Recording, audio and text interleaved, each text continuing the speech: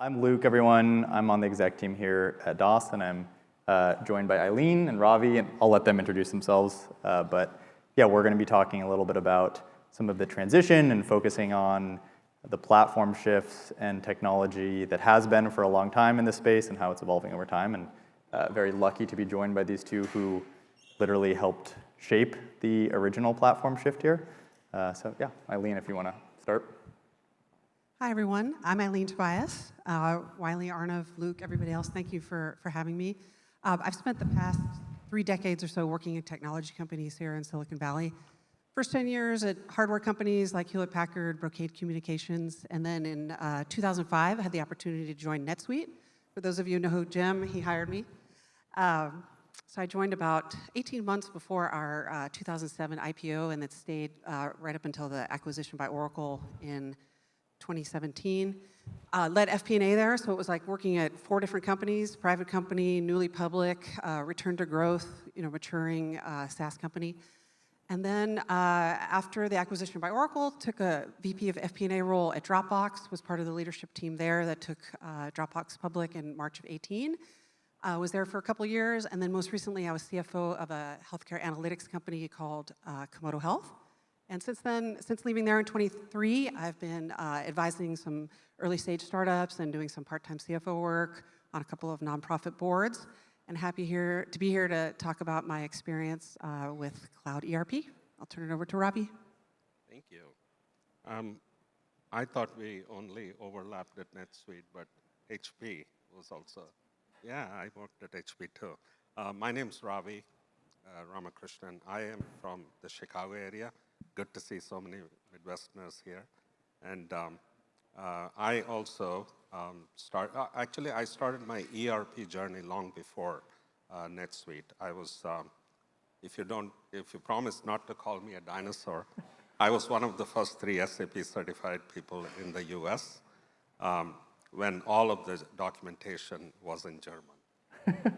So that do you speak German now? I learned quite a bit. Learning German through SAP documentation that's hardcore. Yeah, and then I joined NetSuite, which is also an interesting story. But after NetSuite, around the 2020 timeframe, I left NetSuite and joined a few other non-ERP companies. One was Tray.ai. Again, that's also a Bay Area startup. They're still in business. They build workflows. It's a platform company. And then I joined an FP&A company based out of New York. It's called Cube Software, still there. And then more recently, I came back to ERP and joined a private equity. It's a conglomerate of manufacturing ERPs. The company is called ECI Software Solutions. I ran the delivery for all of those, I would say half a dozen ERP manufacturing ERP products for them.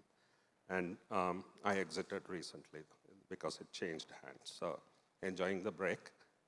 Good to see you again. Yeah. Thank these guys for coming by. It's nice to have so many partners that are coming and supporting and having these conversations with us.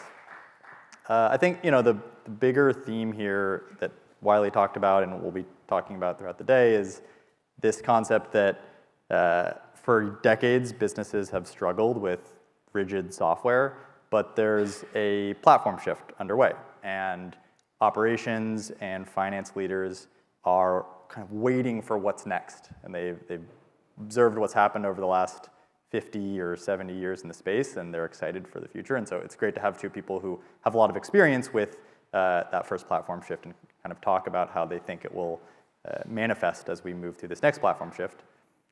So yeah, I want to start, I think, by rewinding a little bit and going back to the beginning and asking both of you, when you look back, what was misunderstood about the cloud ERP transition when you were originally building and working on it? Eileen, we'll start with you.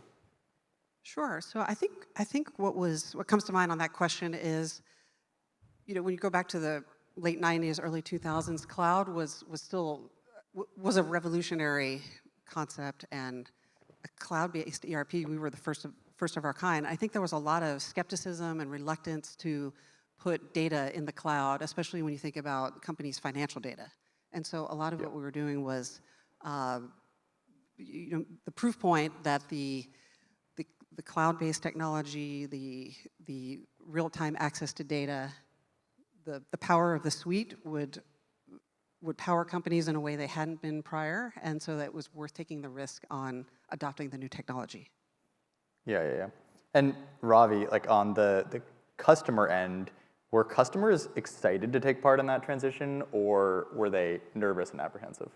So that's a good question. Nobody told me the actual value proposition about Cloud ERP that I realized way into my first implementation.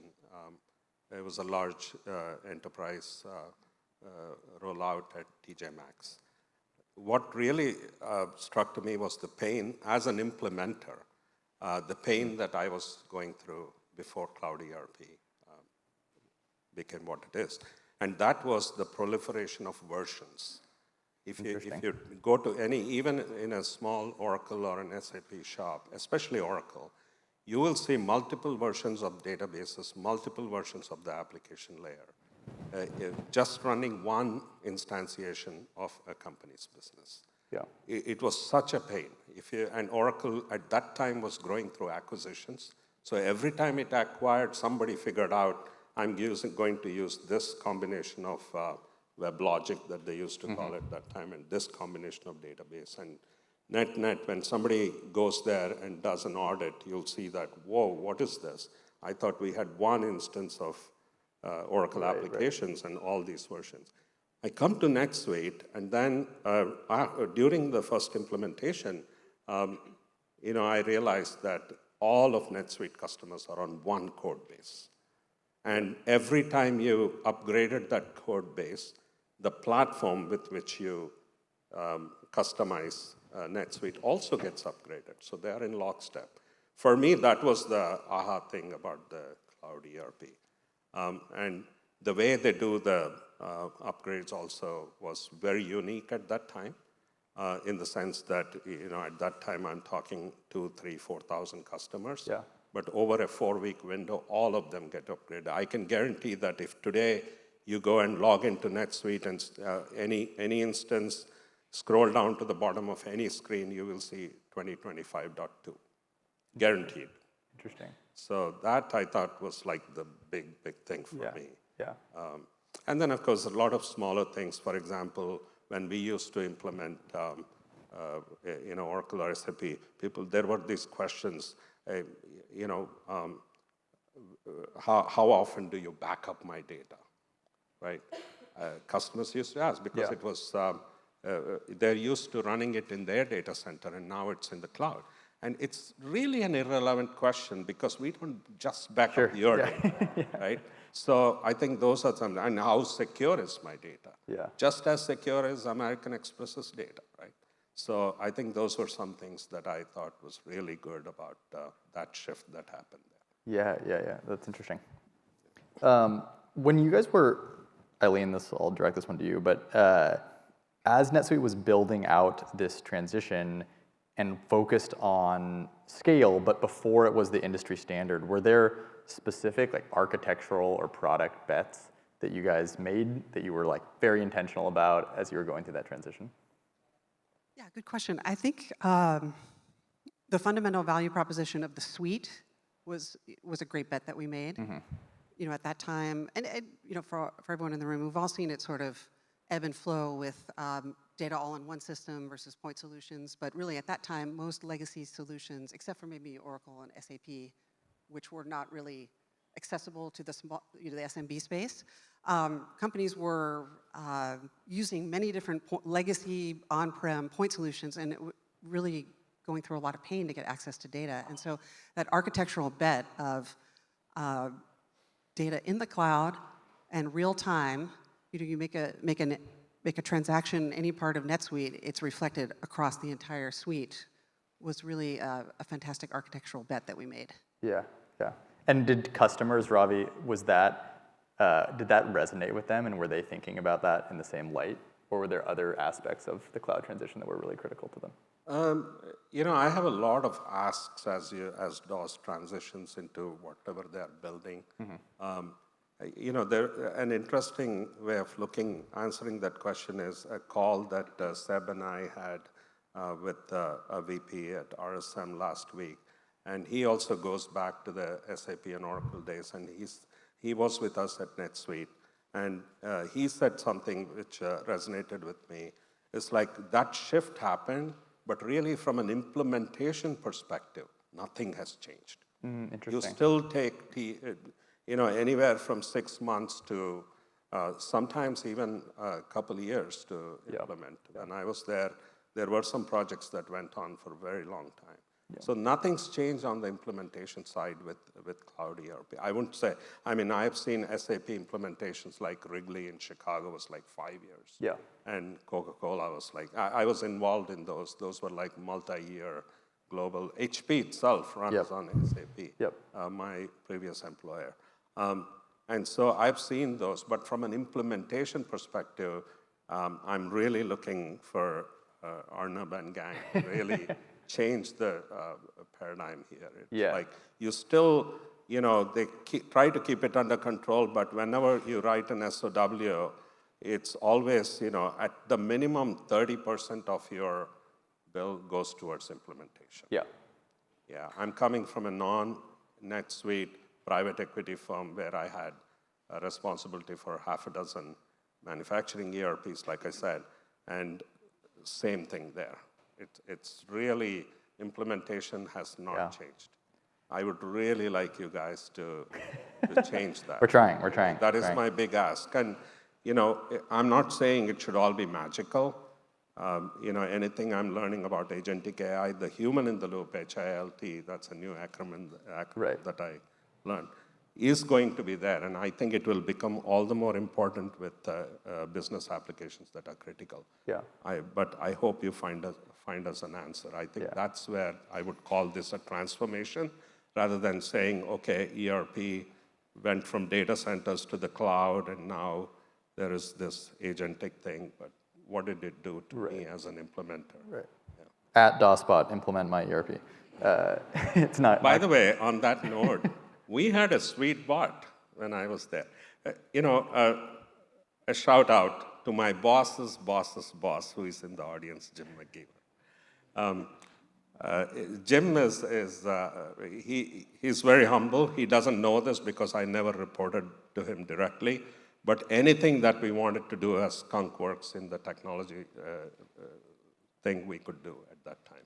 We did some, what you call as FDEs now. We had an entire product team in the professional services organization at that time. Yeah.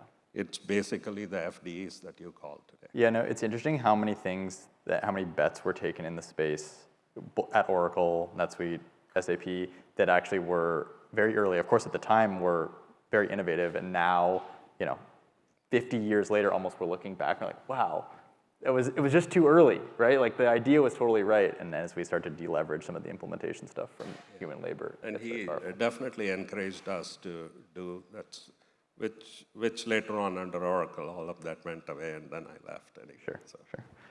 On the implementation side, because I think this stuff is really fascinating, anyone who is a student of the ERP space, which hopefully actually not that many people are, other than Wiley, who's just the turbo nerd of it. The canonical wisdom, like the Larry Ellison pitch, and all the pitch was, don't customize, right? Take this thing out of the box. It will be easy to implement, and it will work. And I'm curious about almost the difference in perspectives here, Eileen, on your end. Like, how did this really simplify implementations and management, and was that felt internally in the organization? And then Ravi, on the customer side, did this actually occur at the ground floor level? And on the road of implementation, how long did it take before ultimately customers did deviate from that out of the box? So Eileen, if you have a perspective on how successful the out-of-the-box implementation work really was, or perceived internally at least. Sure. Actually, in the early days, we were more of the mind, the system is highly customizable, tell us what you would like to do, we'll do it, right? And so we had a lot of customers who would just really try to customize the system like crazy. And over time, we started to realize that implementation times were lengthening. There was a lot of customer dissatisfaction, and so we started to verticalize the company on a lot of different dimensions. So we started with sales, and then we started verticalizing the professional services organization and started selling packages where we were really leading the customer in terms of, you're a software company, this is the prototypical, best practices way to implement NetSuite and to use it. And we had, that program was called Suite Success, and we had a lot of success with it. We had a lot of, we saw a lot of shortening of implementation times, customers getting more value out of the system faster, utilizing bundles of features in a way that really made sense for their industry and their vertical. Interesting. Yeah. But it wasn't necessarily the initial concept or idea. It was not the initial concept, but we really saw a lot of success with it. We started with software, and then we rolled it out to a lot of other industry types. The conventional wisdom would say, well, you're going to get up and running faster. You're going to be using it in a best practices way. The folks who are helping you implement are going to be experts in how to get you up and running on the features that you want to use. They'll help you with, really, we would start to sell bundles of pre-configured reporting, et cetera. So it's really like, this is the way you should implement if you're this type of customer. And we saw a lot of success with it, in line with conventional wisdom. But I'm sure Ravi can share, some of the edge cases that was, that probably covered, 70, 80% of your typical customer and a typical industry type. But there are always the examples that say, well, that's not going to work because our business is special. And then there's that whole question: are customers really special, or do they just perceive that they're special, right? And so, anyway, I'll turn it over to Ravi because I'm sure you have some more stories about that. It all depends on how the implementation team engages with the customer. If you go to the customer and ask them, how do you run your order to cash, for example, you've already fallen into the trap right there. Because he's going to say how he used to do it in the SAP world. And your software is different. But now, as an implementer, you're going to try to mimic that garbage into this through customizations. And the Deloitte, I worked for Accenture, Anderson Consulting, when I learned SAP. And that's where they make tons of money doing this. So they ask the question, when the customer says, jump, you don't ask how high. You say, why should I jump? That should be. So we actually, when I ran my team at NetSuite, we told everybody that you need to change the way. You don't let, and I think this is Jim's, I'm going to steal it from him. You don't let the customer guide you. You should guide the customer. You don't go to a software customer and ask, how do you run your business? You've fallen into the trap right there. We are a software company in the Bay Area, NetSuite at that time. And we sold ourselves for $9+ billion. You should be telling them, not asking them. Yeah. So I think that transformation within the services team, and I still take that, even though I left NetSuite, I do the same thing. It's like, don't ask the customer. So that answers your question, is it possible to run something without any customizations? When, before that talk track changed, we had only one suite at NetSuite. There was nothing like NetSuite for retail NetSuite. We didn't have that. And then that started what is now called as Suite Solutions, and there's some precursor stories to that. And that's when that journey was what changed how NetSuite sells. So if you, again, the customer persona is also very important, right? If you are a startup that doesn't have any legacy attachments, I would say do not even try to customize anything.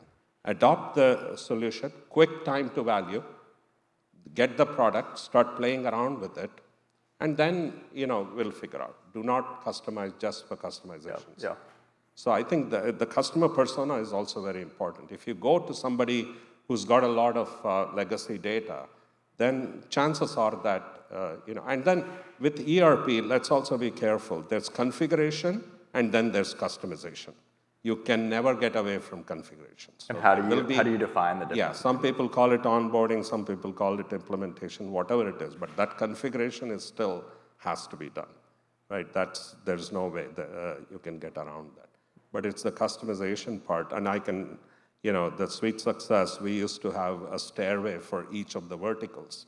The first step of the stairway is always with zero customizations, we say, because any customizations that make up that, we already build it into the system. So yeah, lots of stories there, but it depends on the customer persona, in my opinion. And how is the customization defined? Is customization writing code versus configuration is using the application, or were there more nuances? No, configuration is different. Customization is really changing the business process to the way the customer wants it. And that, you call it code. We have something called, what is it called? Suite Cloud at NetSuite, which is in lockstep with the application layer. And so every time it gets upgraded, that also gets upgraded with newer features. But of course, now it has completely changed. That's the part that changes tremendously with agentic AI. I don't know what all DOS does, but I think tremendous opportunity there for you to make an impact. Yeah. And Eileen, as you guys were distilling these best practices and baking them into the product, how did you gain confidence that the best practices that you were designing were truly best practices, and how did you distinguish when a customer pushes back and says, no, I think this is the right way to do things? Like, where do you draw the line? Yeah, I think we started, to Ravi's point, we were a software company. We started with the software vertical, and so we took our own in-house expertise, and then we also looked at hundreds or thousands of other customers that had used NetSuite over the years, and so just looked at what works, what's not working as well, and packaged up, what works. And then... and what was that process like internally? Was it really like people in a room sitting down and like, okay, tell me how you guys built this or how you implemented this, and just sharing knowledge, or was it more analytical and focused on the data and the data models?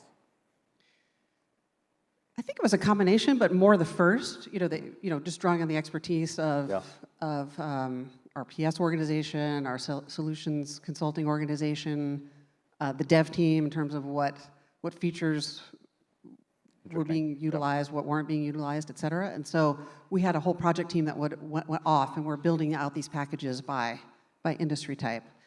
And while we had a lot of success with that, leading the customer and getting uptake with these pre-configured packages, of course there were lots of opportunities to customize for the customer, and really getting them focused on, customize what really makes sense to customize. Yeah. Don't start with, well, we're special and we need to do everything from scratch. Start with what are considered industry best practices and then focus your energy and resources and time on the things that really make a difference. Like for a software company, RevRec would be an area where you really want to spend time on customization, but you don't necessarily need to rework your AP workflow or your HR workflows or that sort of thing, right? Yeah, you don't need to reinvent finance and accounting. Yeah, I mean, there are these meta workflows that every company in theory is selling something, buying something, paying hiring people, right? And so there are these workflows, regardless of what system you use. For the most part, many of those will work or work pretty well, and then you can spend your time customizing for what really makes a difference for your unique business. Yeah, I love it. This is the original Palantir forward deployed engineer that everyone is in love with now. You guys were already inventing it.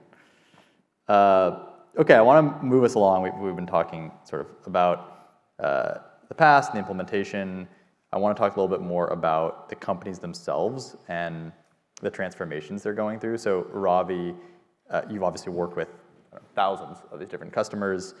What distinguished or separated companies that were truly transformed by the product and the software and the process of implementation versus those that just bought the software and didn't actually make broad transformation in their business? Like, were there distinguishing factors in the leadership teams or the companies themselves or the industries they were in? Yeah. So transformation, again, a lot is talked about, and I think that's an area where hopefully AI brings a lot of change because we still don't, we are all talking about outcome-based pricing and things like that, but I think there was an interesting exercise that I think Jim and team did at one point when I joined NetSuite that was interesting was they took, I saw this presentation, I don't remember the genesis of it, but they said, let's take 10 companies and compare what is it that happened during pre-sales and what is it that they're live with today. And when they saw that, you show them all this jazzy stuff, but what you implement is very vanilla. It's not much. And that actually, again, his adage at that time was sell what you can deliver and deliver what you sell. And that was a big moment for us. And I think that's where, most of the implementations, they go off track in the sense that we forget. Because when a project stretches for 6 months to 8 months, you forget what really started, where did we start, and what is the outcome that we're trying to achieve. And all these methodologies that we come up with, they're all, nothing has changed. I mean, from SAP to coming down to this private equity firm where small implementations, you look at the methodology and you go 30 years. You start with requirements gathering, you write all these documents, nothing has changed. And engaging the customer during this process is again, there are 3 kinds of customers from an implementation perspective. Customers that say, do it for me. I don't have the time.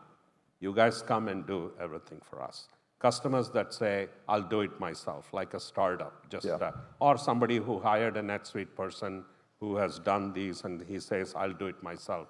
I don't. But then the SaaS companies are successful even in non-ERP environments. Customers that in places where we say, do it with me, right? I'll show you how to do it, but let's partner. And those were the ones that were the most successful. Yes. And you want to drive 80% of the traffic in that direction. And this is not an ERP discussion. Even when I was with Tray.ai, I would show them during the onboarding process how to build the first workflow. Yeah. But when you came back, I want you to build the second workflow. Well, I'm still on the call, but I want you to do it. And when you do that, you will see that a customer is more engaged and they're very successful. Yeah. And sometimes people say, oh, this customer is logging a lot of tickets. They're probably going to churn. I say, no, that's a good thing because they're engaged. When you look at the tickets, you know what help they need. And then you put an enablement package and you say, go and teach them this stuff. So logging a lot of tickets is a good indication that they are engaged and we can help them. But when they don't engage at all and the CSM is like no news is good news kind of a thing, definite churn. Because you go to them after a year and they say, oh, by the way, we don't even use your product. Yeah. Why is that a surprise, right? So I think that's the way you have to look at it, is if you can engage the customer on any SaaS product, I think eventual outcome will be good. Right. Yeah, that's super interesting that it's like any bad press is good press. Any press is good press sort of thing. I think again, I don't know, very little knowledge of DOS, but I think what will be good I often hear when I'm on calls with you guys, people are working 16 hours, 20 hours, and I go, take a step back and do an assessment of, you're not going to scale by doing this. If you keep on taking all the burden on your team, this model is not going to succeed. Yeah. Think of a situation where you turn this over to a partner or to a customer and they manage it. Do they have the skills? Has the partner been enabled to handle this? Yeah. I think that should be, again, you might already be thinking about it. I don't want to say no. But I'm just saying that put yourself in the shoes of that situation. Once you do that, I think you will be able to scale much better. Yeah. Otherwise, if you keep on hiring guys that are working 60, 20 hours, unfortunately, that's not going to be a... Yeah, I think we know that. We see something very similar internally where, because we interact with most of our customers over Slack channels, which is both good and bad, right? They have sort of unfettered access to the team, but on the positive, we can almost intuitively measure how engaged they are with the platform by how active they are in Slack. And it creates more work for our team, but it's a positive signal on the stickiness. It's not necessarily scalable and something that we definitely know we have to address over time. We didn't have Slack when I was there. Yeah, it makes emails Even if you had Slack, the customers don't have access to it. Yeah. But we tried this at Tray, and that was like amazing. Yeah. I mean, Yeah, the high bandwidth stuff you is... could clearly see a community automatically emerging out of that whole process. Yeah. And Eileen, I mean, NetSuite went through its own massive business transformation. What's your perspective on what makes a company successful or the type of company that can actually transform their business? Yeah, I think adding on to what Ravi was saying, I think there are a few keys to a successful implementation. So one is you need leadership buy-in that we're buying this system and we're going to implement it. We need a timeline. We need a date that we want it implemented by. Ideally, I mean, this is challenging when you're dealing with small companies that don't have a lot of resources. But ideally, you want a project leader who's spending, if it's not their full-time job, they're spending almost all their time on it, right? And I think the other key is, you mentioned customers who want to do it themselves. I think most companies have much more success if they are willing to pay for delivery resources, right? When you say I'm going to implement on my own, that often doesn't really work that well. It's a little overly optimistic. Overly optimistic. Yeah. And then I think even, sorry for interrupting, but even when the partner implements, they're not in tune with everything that's happening with the product, and there's risk there too. That's why partner success is just as important as customer success. I think also too, the company needs to know what's your end goal, right? How are you going to, what workflows do you want to use in DOS, and what workflows do you want to use outside of DOS, right? Have that in mind and understand what is the transformation that the company needs to undertake to be successful. I think the other thing too, I think there are a lot of companies that think, well, I don't like the system I'm using right now, so I'm going to buy a new system. And unless you're willing to really go through the transformation of getting up and running and really using that new system in the best way that you can use it, and figuring out which of your processes can be out of the box and which could be customized. But you will probably dislike your new system just as much as you dislike the old one if you're not willing to put the work in to get up and running and to use it in the best way. Yeah, we see this and have this conversation a lot with leaders when we're going through the sales cycle and get asked this question, and the answer is almost always, we can help you to some extent, right? And we can only take you so far, but at the end of the day, there's a degree of courage that is required by you as a leader to make this happen. And that sometimes resonates really strongly, and sometimes it's sort of a turnoff for the customer who is looking for something that will just be implemented overnight and turn on and sort of solve their problems, which is not always realistic.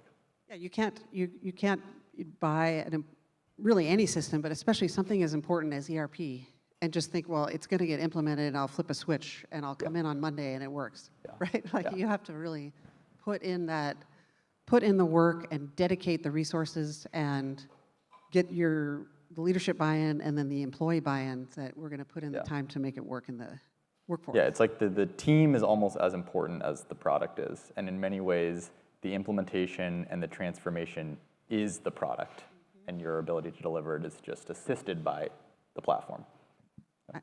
100% agree. Well said. Okay, talking a little bit more about the workflows and moving from the team and the implementation over to the product, I'll on the finance side, I guess finance, ops, and supply chain, Eileen, I'll start with you. What do you think the workflows are that are most ripe for AI innovation and AI progress on bringing them out of kind of the manual labor world and into a more of an automated world? Sure. I'll start with the finance workflows, and then perhaps Ravi can chime in on some of the other workflows. I think the finance function is ripe for the advances of AI. You know, if you think it's a function that has a really interesting mix of a lot of repetitive tasks, and then a fair amount of one-off tasks, right? And then we also have a lot of data that we are crunching, and then we are also looking for ways to more quickly understand the data and make recommendations and report insights, right? So I think that AI has the possibility to really revolutionize the finance function, especially in areas, I'll give a few examples, like revenue recognition is a lot around ingesting very complicated contracts, depending on your industry, right? Yeah. And then making a recommendation for how that revenue should be recognized. Again, I'm software background, but that is an area where companies, as they grow, if they can't take advantage of something like AI, they basically have to just keep hiring more humans as the business gets more complicated, right? And it's a lot of time spent looking for exceptions and doing research. And so if teams could take advantage of a tool like AI to automate much of that, then people can spend more time on either interesting contracts that have really thorny provisions, or they can be moving on to other things. And so I think RevRec is a great example. I think forecasting is another area where AI should be able to help with, take this large amount of past data and help me formulate a forecast.